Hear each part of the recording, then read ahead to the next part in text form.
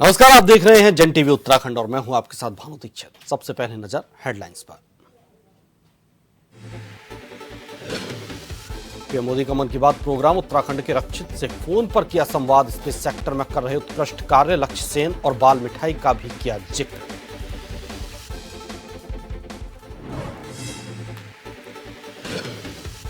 CM Dhami का अल्मोड़ा दौरा, सालम के शहीदों की स्मृति में कार्यक्रम। सीएम ने की शिरकत, बोले सरकार हर वर्ग का रख रही ध्यान।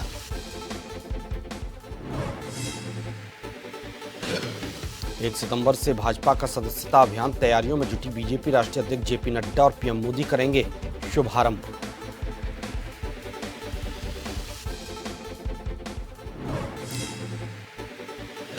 हरिद्वार में भेल कारखाने से 1 करोड़ का सामान चोरी, रानीपुर कोतवाली में मुकदमा दर्ज, मामले की तह तक पहुंचने में जुटी पुलिस।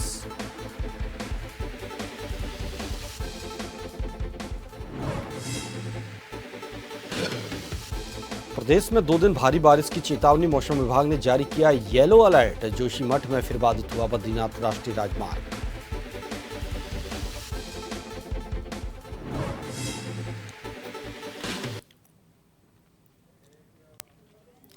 खबरें विस्तार से। प्रधानमंत्री नरेंद्र मोदी के मन की बात कार्यक्रम के 123वें एपिसोड का प्रसारण हुआ, तो वहीं राजधानी देहरादून के इंदिरा नगर स्थित एक निजी होटल में मुख्यमंत्री पुष्कर सिंह धामी ने भी प्रधानमंत्री के मन की बात कार्यक्रम को सुना। इस मौके पर कैबिनेट मंत्री गणेश जोशी, राज्यसभा सांसद नरेश बंसल सहित भाजपा के कई विधायक और वरिष्ठ नेता मौजूद रहे। इन नेताओं के साथ ही भाजपा के सैकड़ों कार्यकर्ताओं ने भी प्रधानमंत्री नरेंद्र मोदी के मन की बात कार्यक्रम को सुना।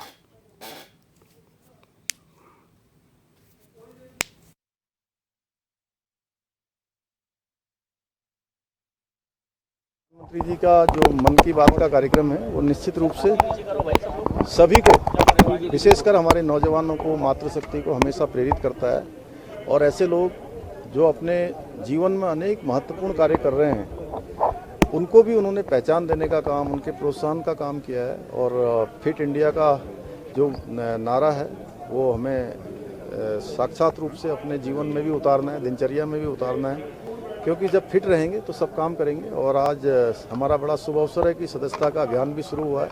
यह हमारा संगठन पर्व है, इसमें हमारे सूबे के मुख्यमंत्री पुष्कर सिंह धामी आज अल्मोड़ा के दौरे पर रहे। इस दौरान वहां पर सालम यानी जैती के अमर शहीदों की स्मृति में शहीद दिवस कार्यक्रम आयोजित किया गया, जिसमें सीएम धामी ने शिरकत की और कार्यक्रम को संबोधित किया। सीएम धामी ने कहा कि सरकार हर वर्ग का ध्यान रख रही है।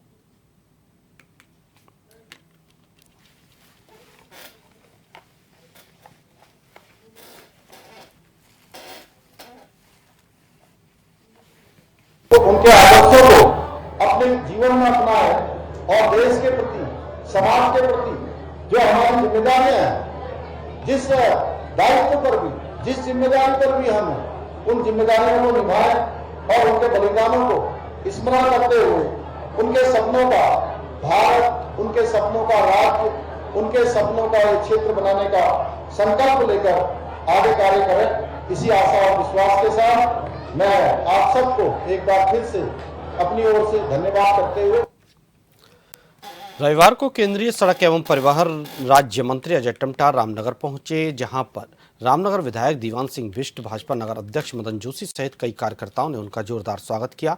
केंद्रीय राज्य मंत्री अजय टम्टा ने धनगढ़ी और पनोद नाले का भी निरीक्षण किया। इस दौरान कंपनी के ठेकेदारों को दोनों पुलों की गुणवत्ता में किसी भी प्रकार का कोई समझौता न करने की बात कही।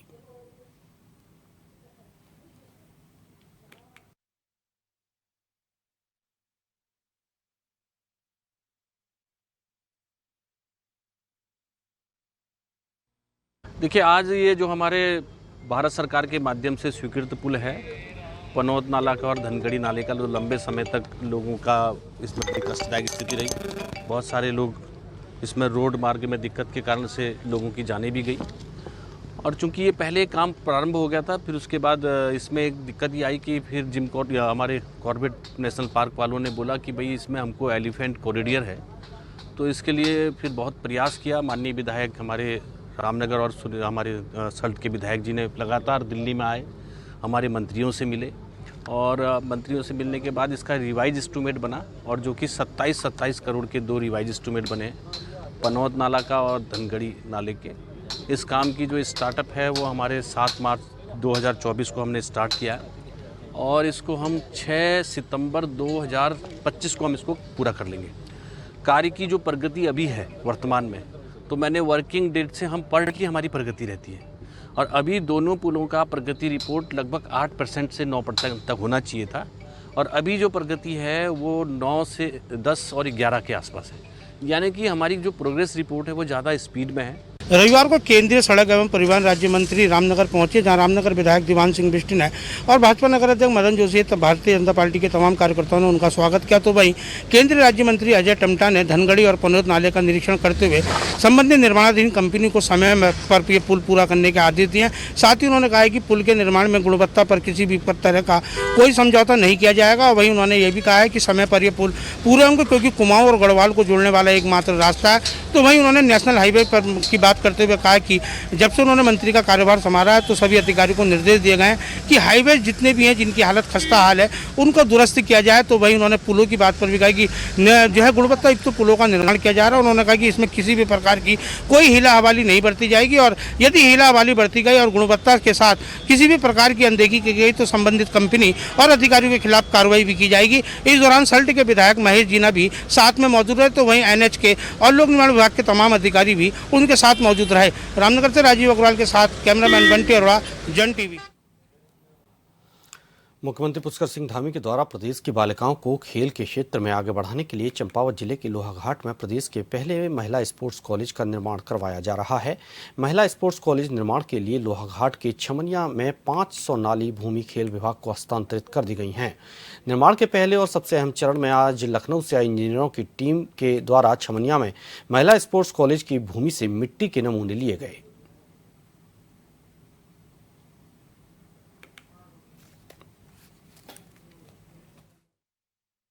जैसे आप लोग जानते हैं 3 नए कानून आए हैं हमारे, उनके प्रति अभी हम लोग अधिवक्ताओं को प्रथम स्तर पर हम अधिवक्ताओं को, हमारी एकेडमी है जो भवानी में, उसके माध्यम से हम उनको अधिवक्ताओं को जागरूक करें, क्योंकि कुछ परिवर्तन हो गया भारतीय दंड संहिता में, साक्ष्य अधिनियम में और दंड प्रक्रिया में कुछ परिवर्तित हो गई है। तो अभी हमारी कोशिश है कि पहले हम अधिवक्ताओं को और ऐसे शिविर हम और लगाएंगे, क्योंकि आम जन को भी कानून बहुत ज़रूरी है जानना। एक क्योंकि उसका एक बहुत बड़ा कारण ये है कि हमारे जो न्याय प्रक्रिया में कानून की जानकारी न होना कोई बचाव नहीं होता है। उत्तराखंड राज्य विधिक सेवा प्राधिकरण के दिशा निर्देशों के अनुपालन में जिला विधिक सेवा प्राधिकरण के निर्देशन में मंगलौर के मुंडलाना स्थित किसान इंटर कॉलेज में 1 दिवसीय बहुउद्देशीय विधिक साक्षरता जागरूकता एवं स्वास्थ्य शिविर आयोजित किया गया। बहुउद्देशीय शिविर में विधिक जागरूकता के साथ साथ केंद्र और राज्य सरकार द्वारा संचालित जन कल्याणकारी योजनाओं की जानकारी हेतु शहरी विकास, कृषि उद्यान, सहकारिता, पशुपालन, बाल विकास, मत्स्य, रेशम, डेयरी पूर्ति विभाग, समाज कल्याण, महिला कल्याण, बाल विभाग, बाल विकास, उद्योग आदि विभागों और नाबार्ड, बैंकर्स डे, NRLM, रीप परियोजना आदि द्वारा स्टॉल लगाए गए।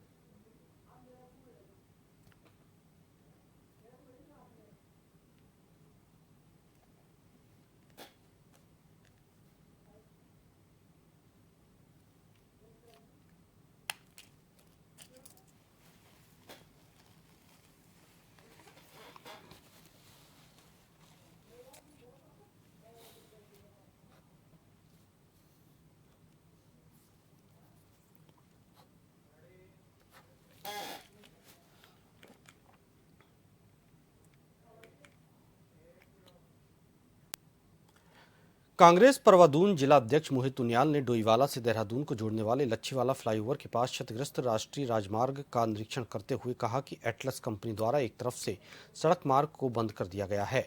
हर बरसात में यही हाल है। इस राजमार्ग की गुणवत्ता के साथ खिलवाड़ किया गया है।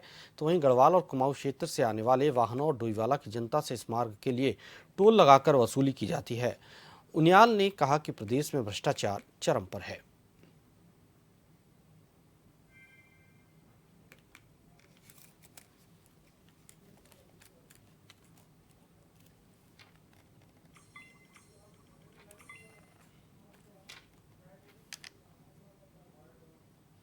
राष्ट्रीय राजमार्ग पर खड़े हैं लच्छीवाला के पास, और यहाँ से ये बंद कर दी गई है रोड।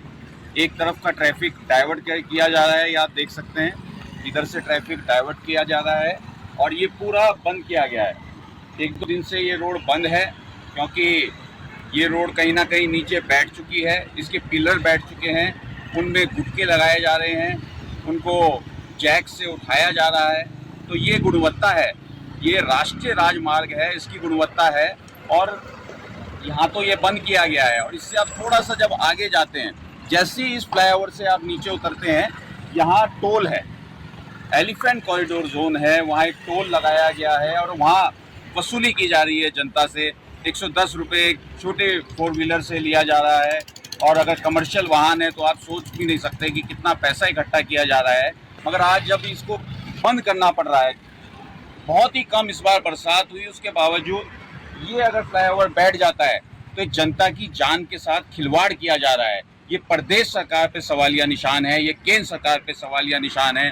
मैं अभी लच्छीवाला फ्लाईओवर का ये मेरे पास भी संज्ञान में आया था, तो वो जो एनएच के अधिकारी हैं उनको कह दिया गया उसका मेंटेनेंस करें और सही समय पर करें।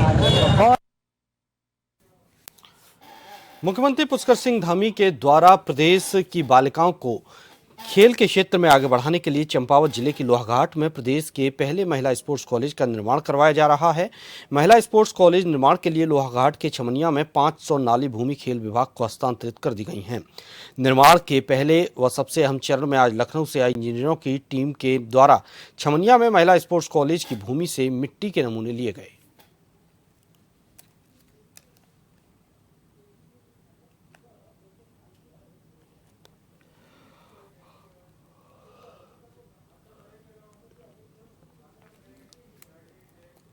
सोनू की मौत के बाद अब कांग्रेस पार्टी के नेता सहित भीम आर्मी आजाद समाज पार्टी के नेता भी रुड़की के सिविल अस्पताल पोस्टमार्टम हाउस पर पहुंचे, जहां पर वो धरने पर बैठ गए। वहीं गौरव संरक्षक टीम के खिलाफ मुकदमा दर्ज करने की मांग पर अड़े हुए हैं।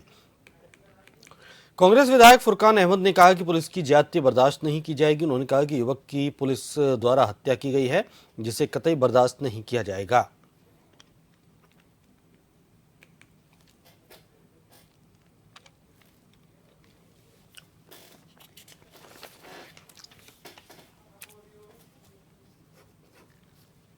व्यक्ति जो सोनपुर का रहने वाला था, माधोपुर में, पुलिस कह दे कि हत्या नहीं हुई, तो जांच का विषय, जांच होनी चाहिए।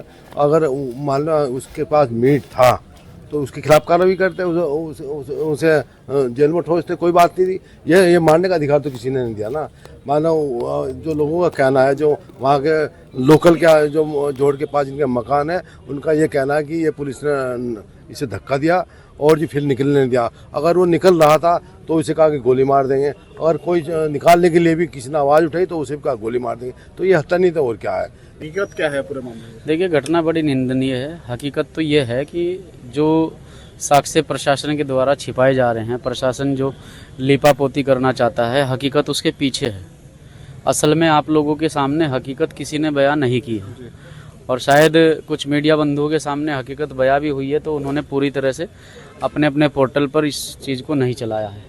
मैं आप लोगों का धन्यवाद करता हूं कि आप सुबह से लगे हुए हैं इस मामले में। सुबह 8 बजे मुझे मृतक के भाई का फ़ोन आता है। 8:15 के लगभग मैं भी वहां पहुंचता हूं। जब उस डेड बॉडी को बाहर निकाला गया, उस डेड बॉडी को देखने के बाद अगर कोई व्यक्ति जो जिस प्रकार से मीडिया चला रही है कि जोहड़ में डूबने से एक व्यक्ति की मौत हुई, तो जोहड़ में डूबने से क्या उस व्यक्ति के चेहरे पर जो निशान हैं, उसके दांत टूटे हुए हैं, उसके चेहरे को बुरी तरह से रौंदा गया है, मारा गया है।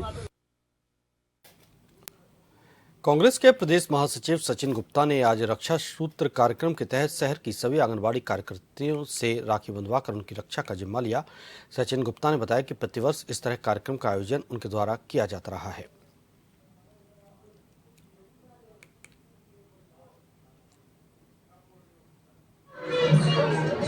के प्यार के रूप में रक्षाबंधन के तौर पे रखा गया है और हमेशा से जो है आशा करता बहनें जो हैं अपने भाई के रूप में मुझे राखी बांधती आई हैं और मैं भी उन्हें अपनी बहनों के रूप में जो है आशीर्वाद और प्यार देता आया हूँ और हमेशा कोशिश करी है कि उनके दुख सुख में जो है हमेशा मैं खड़ा रहूँ और वो भी मेरे हर दुख सुख में मेरे साथ खड़ी थी। आज कितनी बहनों के?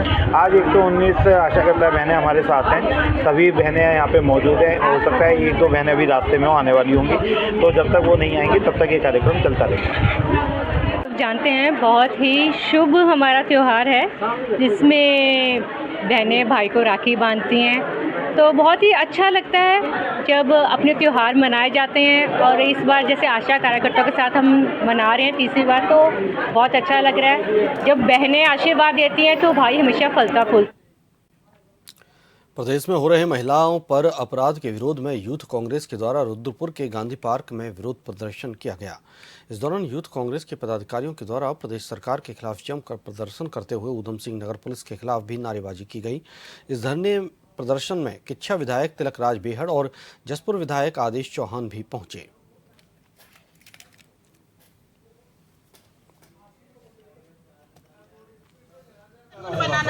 अब लड़ाई लड़नी चाहिए, हम सबकी जिम्मेदारी है, हम सबका कर्तव्य है। उसी को हमने विधानसभा के अंदर उठाया है। पर इस कप्तान के रहते न्याय मिलने की किसी को कोई उम्मीद नहीं है। इस सरकार के रहते भी कोई उम्मीद नहीं है। हालात बड़े बद से बदतर है। एक नहीं कई कांड हो गए यहाँ पर, एक नहीं आप देख रहे हैं, आप लगातार देख रहे हैं। बहन नर्स के साथ हुआ, हरिद्वार में हुआ हमारी एक बहन के साथ हमारी वहाँ बस के अंदर सामूहिक बलात्कार कांड हुआ। अंकिता का आज तक नहीं खुलासा हो पाया कौन सफ़ेद पोस्ट था।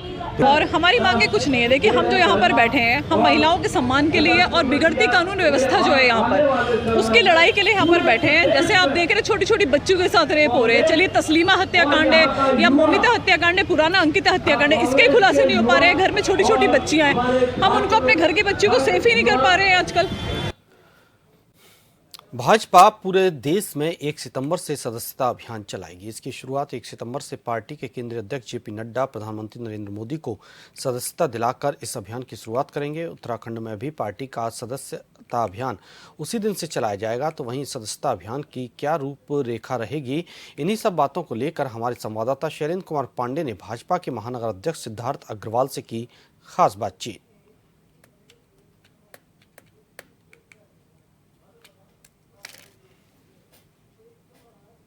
1 सितंबर से बीजेपी का सदस्यता अभियान शुरू होने वाला है। अभी हमारे साथ बात करने के लिए देहरादून के महानगर अध्यक्ष सिद्धार्थ अग्रवाल जी हैं। हम इनसे जानने की कोशिश करते हैं कि किस तरह का जो सदस्यता अभियान है, क्या लक्ष्य रहेगा और किस तरह ये शुरू होगा। देखिए, सदस्यता अभियान जो है भारतीय जनता पार्टी का हर 4 साल में नया सदस्यता अभियान 3 साल 4 साल में होता है। गत दिनों में कोविड की 2 साल खराब होने की वजह से, तत्पश्चात चुनाव आने की वजह से ये सदस्यता अभियान को थोड़ा सा विलंब से किया जा रहा है। लेकिन इस बार सदस्यता अभियान पूरी तरीके से डिजिटल है। लगभग 10 करोड़ से अधिक, प्रथम चरण में 10 करोड़ से अधिक सदस्य बनाने का लक्ष्य रखा गया है। उत्तराखंड को भी एक बड़ा लक्ष्य तैयार होकर मिला है, जिसमें से मैं आपको बड़े विश्वास के साथ कहना चाहता हूं कि ये उत्तराखंड को जो भी लक्ष्य मिलेगा उसमें 1/3 लक्ष्य देहरादून महानगर अकेला पूरा करने का काम करेगा। कितने विधि से सदस्यता अभियान को चलाया जाएगा और लोग सदस्यता अभियान ले सकते हैं? देखिए, इसमें 5 अलग अलग तरीके हैं। इसमें मिस्ड कॉल के माध्यम से, इसमें QR कोड के माध्यम से, इसमें हमारी नमो ऐप है उसके माध्यम से, इसमें यदि अलग अलग जो हमारे वेबसाइट के माध्यम से, तो ये अलग अलग रास्ते हैं जिनसे हम ये सदस्यता ग्रहण कर सकते हैं। अगर देहरादून की बात किया जाए तो यहाँ से इसकी कहाँ से शुरुआत होगी, कौन शुरुआत करेंगे और इसकी कोई टाइम लिमिट है कि कब तक ये चलेगा? 1 सितंबर से 25 सितंबर तक का समय प्रथम चरण का दिया गया है। 1 सितंबर से 25 सितंबर के बीच में 10 करोड़ से अधिक सदस्य पूरे राष्ट्र में बनाए जाएंगे। हमारे यहाँ देहरादून में भी 1 तारीख से ये अभियान प्रारंभ हो जाएगा। इसमें कौन कौन से सदस्य बनेंगे? जो पहले से सदस्य हैं उनको भी दोबारा लेना पड़ेगा या नए लोगों को जोड़ा जाएगा? इसमें पुराने लोगों की जो सदस्यता है वो सबकी समाप्त हो चुकी है। नए सिरे से सभी सदस्य बनेंगे और नए लोग भी बनेंगे, पुराने लोग भी दोबारा से बनेंगे। तो अभी हमारे साथ सिद्धार्थ अग्रवाल जी थे, जिनका साफ कहना था कि जो देहरादून से लेकर के पूरे भारत में जो बीजेपी का 1 तारीख से सदस्यता अभियान चलेगा उसमें 10 करोड़ का लक्ष्य रखा गया है और वो पार्टी पूरा करेगी। अपने सहयोगी आकाश के साथ मैं शैलेंद्र कुमार पांडे, जन टीवी, देहरादून। इस बुलेटिन में फिलहाल इतना ही। नमस्कार।